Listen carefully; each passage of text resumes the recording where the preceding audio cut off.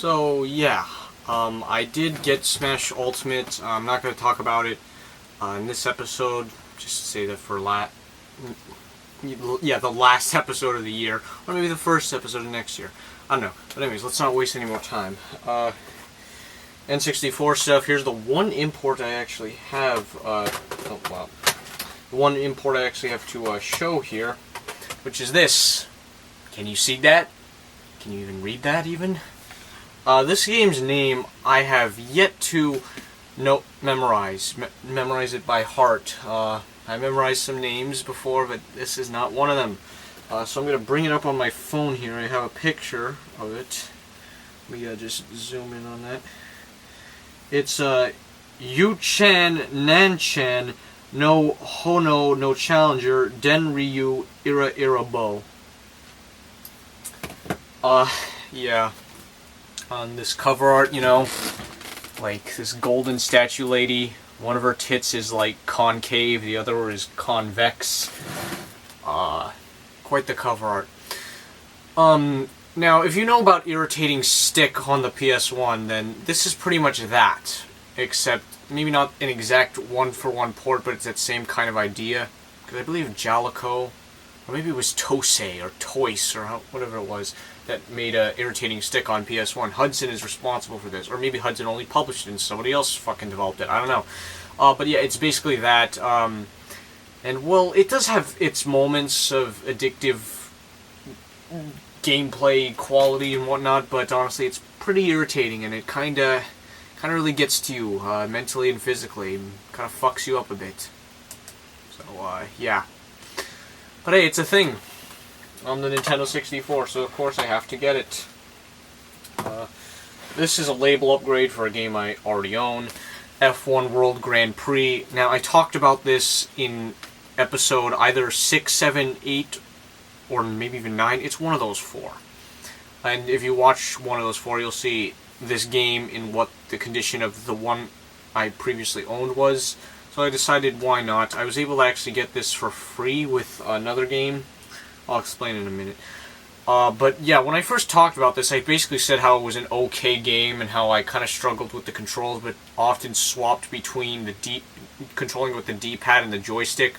But I've learned since then that this game is actually better than I initially thought it was. It's actually a very standout game because, well, it's definitely the best Formula 1 racing game on the N64. It's a very well-made and, you know, just, good game. I mean, even though I'm not into this kind of stuff, it is, you know, still commendable. And something you should try out if you're into, you know, F1 racing and whatnot. But this was the game. This is how I got it for free. Knockout Kings 2000. I got this at the store for $10. They wanted 5 for F1 World Grand Prix, but I was able to talk the guy down to 10 for both of them. It's boxing. It's actually the second boxing game ever in my collection, so that's pretty cool. The first one would be Telro Boxer on the Virtual Boy. As for this, well, it seems to be a pretty well-made game, but honestly, since I've never played boxing games before, again, minus that one, and very, very little bits of Mike Tyson's Punch-Out, I can't really do this. I just mash buttons and hope for the best, kind of play it like a fighting game. It sounds nice, it looks nice, it's a nice little effort. The Knockout King series didn't last very long, because EA then made UFC, or Fight Night, and I guess they stopped caring about Fight Night and just boxing, and or just those two series in general and whatever, and just, you know, went on to like UFC games. And of course, as you imagine, this is the only Knockout Kings to appear on the Nintendo 64. So, San Francisco Rush Extreme Racing. Gonna be honest, I don't really like this game all that much. I think the turning and whatnot is kind of annoying, and while the jumps are cool in this game, they can be very troublesome because of the fact that you crash really frickin' easily. You crash and burn and explode really easily, and when you do, you get sent forward in the track, which you might think is pretty cool, but it's like, I kind of rather just respawn immediately, you know, and just carry on what I was doing, or better yet, don't make it so fucking easy to crash. It's your midway arcade-like racing game, similar to California Speed, which I played earlier this year, but the times I played this, it's like, I'd rather play California Speed. or even more so, I'd rather play this. A much more a much better game, I feel, and something that's even cooler to have. San Francisco Rush 2049, a game that's of course also on the Dreamcast and even a Game Boy Color version, which even for racing game standards, on the Game Boy Color, the Game Boy Color version of this looks ooh.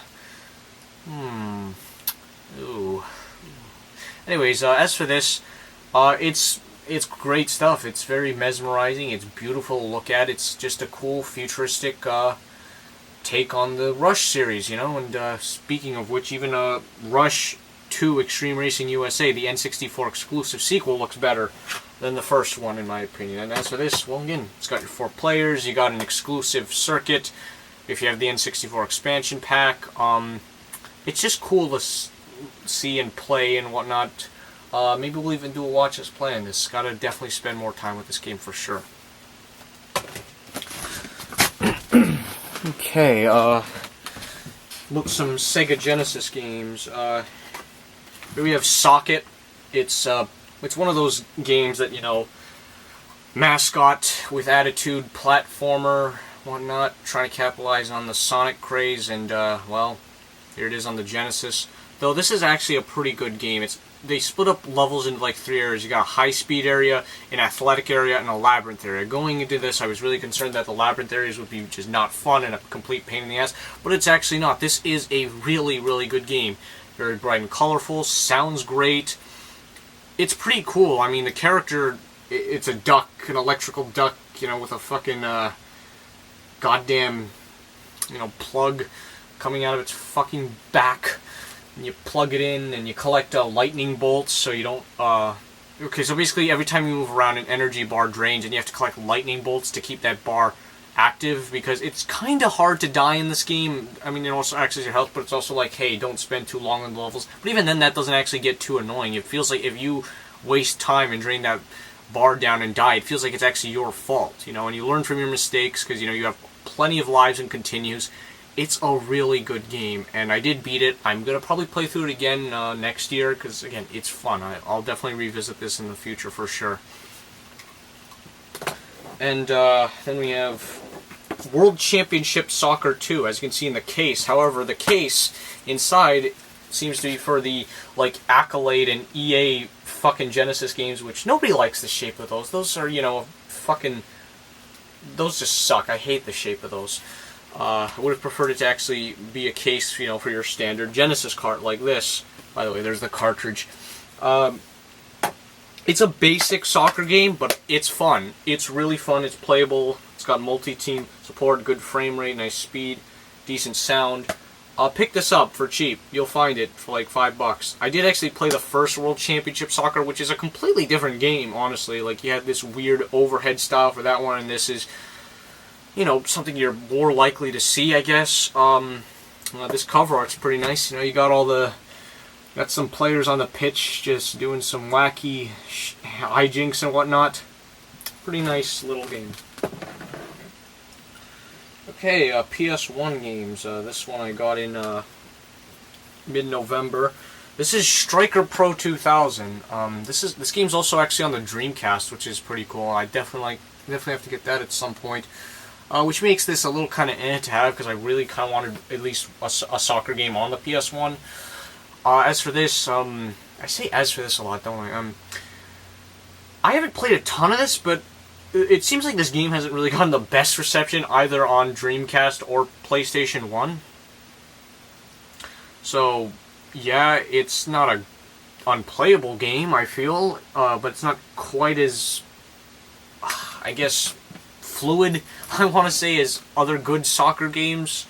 I don't know, maybe the Dreamcast version will fare better, but in any case, I definitely want to get Viva Soccer on the PS1, maybe even David Beckham Soccer on PS1, yeah? Here's one that you might be more interested in. I think it's actually pretty cool. I picked this up a few days ago. This is Castrol Honda Superbike Racing. Why did I say that twice? So in my quest to find a good motorcycle bike racing game, I came along across this, and well, this actually surprised the fuck out of me, because although I've only played 3 races of it, this is a very smooth playing and controlling game, and the level design and whatnot is also pretty good. It's also very smooth playing. When you feel in the turns, you actually feel like you're actually leaning into turns and controlling it. It just controls really well, especially going across corners. It controls and plays very smoothly. I know I've said that many times, but that's the best way I can describe it. It's nice that, you're not constantly crashing into walls or falling off the track because of fucking terrible turning controls or lack thereof turning, and whatnot. It's a breath of fresh air to see this, because God knows I've seen that kind of struggle way too many times. Alright? Way too many fucking times. So, yeah, pick this up. I'm sure you can get this cheap. Yeah, would have been nice for 4-player support, but I guess I can understand why it's not. Okay, here's a DS game. I got this in October. Should have talked about it last episode, but whatever. It's Meteos. You may have heard of this. They actually even had a Disney edition Meteos also on the DS. It's a puzzle game by Q Entertainment, and I remember hearing about it. I think it was in Pete Doerr's DS collection video, that you can really break the shit out of this game just by going apeshit with the stylus, going on the screen and whatnot, and you'll almost win. I mean, either you do that or you take it slowly and just do whoop, whoop, whoop, whoop with the stylus. This is a pretty good game. It's made by Q Entertainment, the same people who made Luminous, so, it's a good sign for sure. Yeah, I don't really have a ton much else to say. Yeah. Wii Games got these in... When did I get these? November? October? Either one of those months. But anyways, it was a buy one, get one free. So for $10, I got Brunswick Pro Bowling, a game that... what do I say about this? It seems to be pretty good, but honestly, one thing that was annoying is that it took me, I'm not kidding you, a good, 20 minutes to half an hour to try and get the hang of this game, to try and understand how the swing mechanics work and try and get a feel for, actually trying to get score, strikes without just aimlessly throwing and hoping for the best. And I kind of got a hang of it. It's pretty nice, even if it's not something I'll revisit a ton, because of the swing mechanic is not as straightforward as it seems. But that out of the way, it's not a bad game at all. It's not shovelware shit like you might actually think it is. It actually seems like a decently well-looking and well-made game. It might be a little shallow in some places, but hell, I doubt this was $60 when it first retailed. Anyways, if you want to see shovelware shit, just look at the Wii U Brunswick Pro Bowling. That game is fucking pitiful. So yeah, it might be worth your time. Or, hell, if you see it in a lot of Wii games, maybe don't sell it right away. I don't know. We'll see how long this is, because that's what I do best. Alright, we gotta hopefully speed things up a bit. So yeah, that was 10, and for 5, which I honestly thought this would have been 10 and this would have been 5, but anyways, I got Vertigo. This, when I first heard about this, it looked really cool to me because it seemed like another ball rolling game. You roll a ball to the end of the maze. But then websites started calling this a racing game, and I was like, how is this a racing game? I guess you're racing against the clock or something. I haven't played much of this, but honestly, it's not giving the greatest first impression, just because it seems like it's kind of stiff to control or whatnot. But I was playing with the Wii remote. I don't remember. Can you play this with the nunchuck as well? I don't know. I'll definitely have to play it some more. But playing with the Wii remote, oh my god, it's even worse than Super Monkey Ball Banana Blitz, because although at least that game kind of had something going for it, but this, again, it felt very stiff and slow. I mean, I doubt it's any better with the Wii Balance Board, but I don't know. Again, I would not qualify this as shovelware shit. It's a nice little thing to have, I guess. Anyways. GameCube games. NHL 2004. I already have this. I actually talked about it probably 10, 12 episodes ago. Something like that. But I wanted to get another copy just because the copy I had did not have the silver NHL sticker, which these EA Sports games typically have. Yeah, I know that's a very petty reason to do it, but fuck it, why not? This was $5. The other copy made for good trade-in value. Along with that other copy of F1 World Grand Prix, I traded those both in, and I got this for $4 instead of $10. So yeah. It recently came to my attention that this game is actually kind of well liked. I've seen this in top 10 hockey game lists. People really fucking like this game, along with NHL 94, so that's cool. So it's nice to have. Played it a little bit back then, play a little bit now. Neat little specimen. Goofy-faced athlete. I believe there's an alternate cover that doesn't have the same guy on the cover, so yeah. FIFA Soccer 2004. Again, I mean, I do kind of like soccer games. That's kind of, a thing I've been enjoying. I do really like a good soccer game, even if I don't follow sports at all. I mean, yeah, I do like a good tennis game. I like a good golf game. I like a good soccer game. Well, it's possible that it's probably better on the original Xbox, but hey, it was the first FIFA to have more than one person on the cover, and these three look like they're doing some sort of synchronized jogging exercise. They're just running towards you. So, yeah, that's a thing. I don't have much to say about it other than it seems to play well. Maybe this one even plays better with FIFA Soccer 2005, which I got on the same day. I actually won a match in this one, and as you can see, these guys are like looking to their, I believe their left from their perspective. One guy, I guess, is a goalie. The other guy's dribbling a ball on his knees, and the other one in the middle, he's just there. Yeah, like I said, I actually won a game in this, so that was kind of cool. Gotta revisit this. Revisit them all. Really good to have, actually. SSX on Tour. First SSX game I have, or got, This series is probably dead from what I remember. But the main thing that sticks out about the GameCube version, as you might know, is that Mario and Luigi and Peach are in this, exclusively to this. They wasn't the last time this happened. It also were exclusive to the GameCube version of NBA Street Volume 3. Mario, Luigi, and Peach were in that.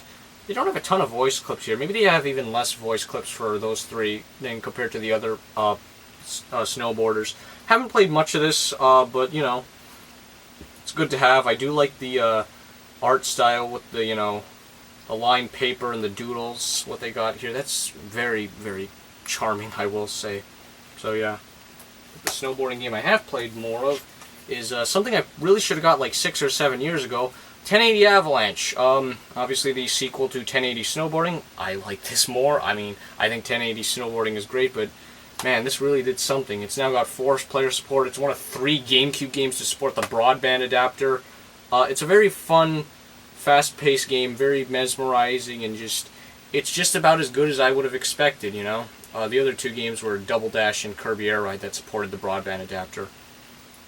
Pick this up. If you liked 1080 Snowboarding, you'll definitely love this game.